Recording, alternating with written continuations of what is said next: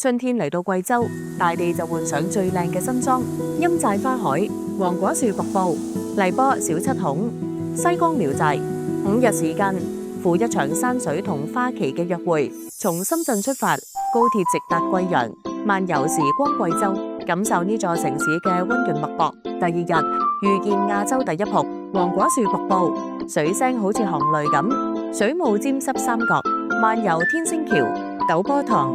再探秘喀斯特溶洞、夜郎洞，大自然嘅鬼斧神工，一日之內睇到飽。第3日，闖入地球腰帶上的綠寶石、荔波小七孔、古橋橫臥碧波，瀑布成群飛射，水上森林如夢似幻，每一步都似畫中遊，每一眼都係屏保級風光。第4日，陰寨油菜花開得正盛，金色花海鋪滿成個山谷，春風吹過，掀起層層金色波浪。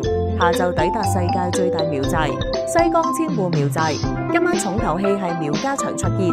高山流水，苗家人用最熱情嘅方式將祝福斟滿心田。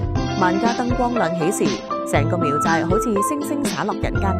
最後一日，走入丹寨萬達小鎮，探訪人像村，親手觸摸非遺嘅溫度，帶住滿滿嘅相片、滿心嘅花香，將貴州嘅春天帶返屋企。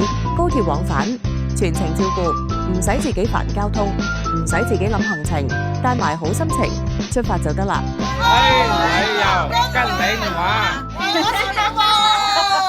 秒速關注更多筍嘢，跟實領華旅遊社。